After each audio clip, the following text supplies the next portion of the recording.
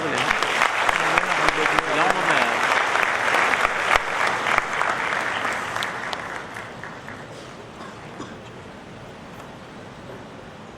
it's great to have you here at IIT Bombay, and I think all of us will have a treat listening to you.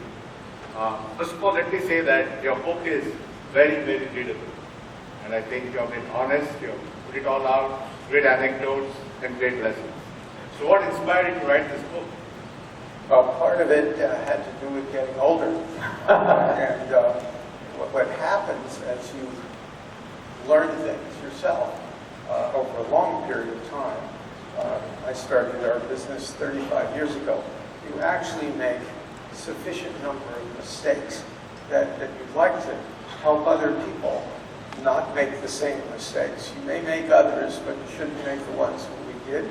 And I thought it would be really useful to describe how you get to do things, create things, grow big things, figure out how to interview other people, how to imagine great things and make them happen. But when you started 35 years back, did you imagine that you would create this phenomenal company, the world's biggest PE firm, multi-class firm? You know, not really. We had a strategic plan, which to show you our lack of imagination, we're still executing. And the plan was pretty simple. We would first go into the M&A advisory business because you didn't need any capital, and people paid you millions of dollars for talking. So I would recommend to you, if you can talk and have people give you millions of dollars, you should try it. The second thing is we wanted to go into the private equity business, which we did. And the third thing, the question I was just asked is what advice do I have for budding entrepreneurs? What I'd say is just to start out, you have to figure out what you want to do, and is it a big dream? Because if you do little things, you can get caught up in those little things. Secondly, make sure you really think through what the potential is of your idea. When you go out to raise money, which inevitably you have to do not go to your best prospect first. That's the mistake I made. It's the mistake everybody makes. And the reason you don't do that is you don't fully know what you're doing yet either. And they will ask questions that you won't have the answer to the first time. So schedule your best people towards the end and experiment on people you don't know so well. You'll find it surprising that the people you know well won't have much sympathy for you if you haven't thought things through thoroughly. And it's hard to think things through when you don't know what you're doing. So it's the reverse order which is surprising, and you won't like it because you'll think it'll take you longer. And you could be much more efficient if the first 2 or 3 people solve all your problems. Don't do that. Continue with its current posture of investing in real estate and buying companies? And the answer is yes. We have a robust pipeline now in terms of expanding our real estate. We're the largest owner of office buildings in India, and we have plans over time to increase that very substantially. In the private equity area, we're always looking for new things, and in the last 18 months, in private equity and real estate together, we've committed $6 billion US dollars here in India. To the extent that the economy stays slower and inflation's higher and the banking system isn't as liquid and extending as much credit as the economy wants. That provides new opportunities for us, because we have at Blackstone about $150 billion that is not invested yet.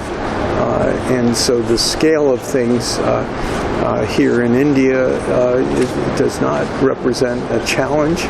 It's really just how interesting are the things that we might be doing. So the fact that the overall tone of the economy isn't as good is not troubling to us. The question was what is my current outlook for India?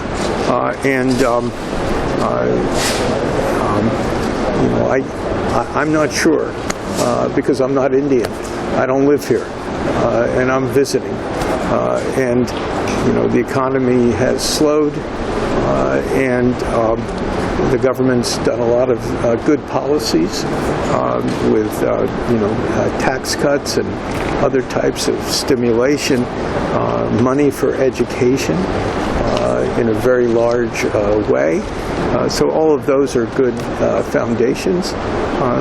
I'd say that the financial system needs to deal effectively with the stage in the cycle where the financial institutions are, where they're not as robust as I think everyone would like them to be. On our real estate business, and we're going to continue to focus on our office portfolio, which is basically oriented to the IT business, continue buying in the mall area, and we'll also be buying in the warehouse area. Those will be our three areas of concentration. Most foreign investors aren't interested in India. Why is Blackstone?